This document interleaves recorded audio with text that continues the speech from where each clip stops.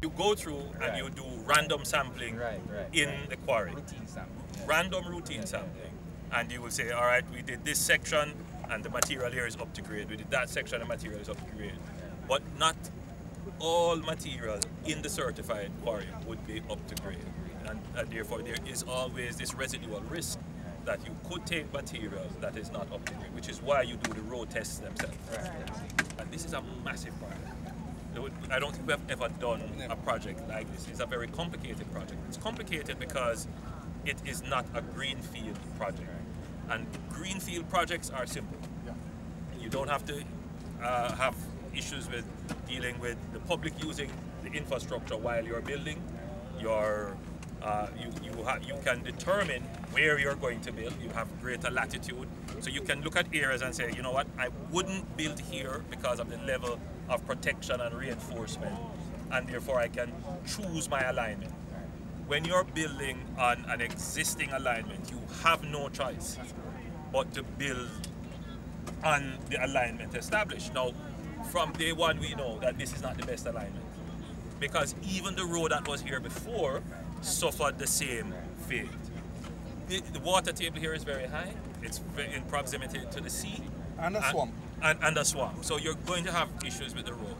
As I turn and look at the work that they're doing, not only are they removing the bad material, I noticed that they have a geotextile layer, which is to protect the water coming up into the material. So they are taking the necessary precautions, and the work is being done to repair any failure in the road. You know, in order to prevent something like this from happening again, the road being paved, what kind of quality assurance is being done on a step-by-step basis to ensure that when the marl is laid, somebody comes and check? When something else happens, somebody else comes and check, to ensure that the entire road is not, you know, seen a situation like this where you're inconveniencing motorists. There is quality control management system in place presently and throughout the entire project construction. The material is tested from the quarry, and all material that comes as part of the permanent works has to be tested and proved. You also have what we call construction processes that has to be checked as well, and that is ongoing.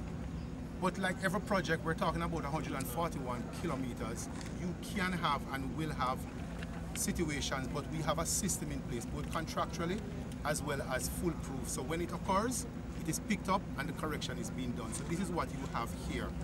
It's less than 1% of the roadway that has been picked up, and we are doing the correction. And as Prime Minister said earlier, it has been picked up during the construction phase. So the contract itself makes allowance for these things. What you have is a contamination of the good quality material with some of the bad material that is nearby. Construction do have these things that happens, notwithstanding the quality management. And part of the quality assurance is to pick it up and to have it corrected, and that's what we're doing. So we continue to improve on the quality management, learn from any kind of situation that is developed, and we move on. So what we're seeing here is the failure of the road, not as a result of the construction of the road, not as a result of the contractor or any works that was done. It was a failure due to a weather event. So this section of the road was impacted by storm surges and water coming over onto the road. Now, there was an existing wall in place. So when we were building the road, there was no need to interfere with the existing wall that was in place. But the hurricane damaged the wall. In fact, it totally destroyed the wall and came in onto the road. So this is not a defect of the contractor. This is something now that the government will have to pursue as supplementary work, meaning we will have to have an additional budget because of the hurricane to put in a seawall. The seawall is not the final or even the most effective defense. You may have to do other revetment works and probably other forms of protection, which is very expensive. In fact, can be up to 2 or 3 times more expensive than the actual roadway itself. The real solution to this problem is to realign the road, to move the road from the coast. Now, we have taken a decision in the construction of our new infrastructure that as much as possible we're going to move our roads inland and change the alignments away from the sea or waterways. Now that has to be done over the long term.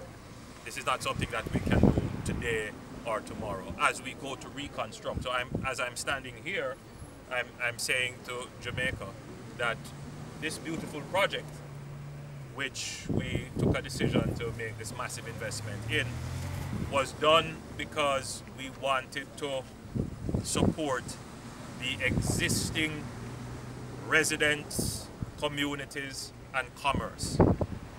Because think about it, if we had moved the road internally, then essentially what would happen is that the communities that exist along this pathway would eventually die off, as the traffic that is passing through would choose to use the better road and not use this road.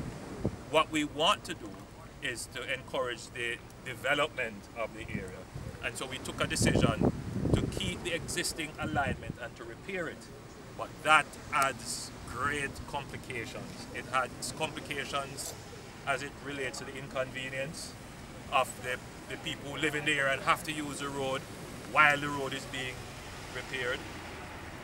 Then there is the complication of building on areas that are not the best areas to put the infrastructure. When these roads were being considered and built hundreds of years ago, there was no consideration about climate change. There was no consideration about the heavy usage and the kinds of trucks that would be using the road. Now we have to think about those things, and the truth is this alignment is not the best alignment. Some of these areas cannot be defended, no matter how many millions of dollars you invest in seawalls and other protection. You know, heavy Category 5 storm could easily just erode and destroy that. We have seen that happen in Montego Bay, where we had serious wind that just totally destroyed the seawall and other protections that were there. So in the long term, and not too far away actually, the government will be building another road, but more inland. And the purpose of that is to create new communities along those roads. So we have actually started with the development and the identification of lands, the acquisition of lands for the Port Antonio bypass. So we're going to do the Port Antonio bypass, and then over time connect that bypass with a road that is more inland that will lead us now to be connected to the section from Harborview to Yallas. So we'll still have this road, it will still be in good condition, but over time the intention is to move commerce and residents and other activities more inland, and then have this road now as a more scenic touristic route that if it is impacted by weather, the loss is not so great. So that's a long-term strategic thinking, and I hope that the public understands that, you know, these things do happen in the construction. We have no control over weather events, and this particular failure of the road is not due to any fault of the contractor or materials or oversight. This part is primarily because of the effects of Hurricane Beryl.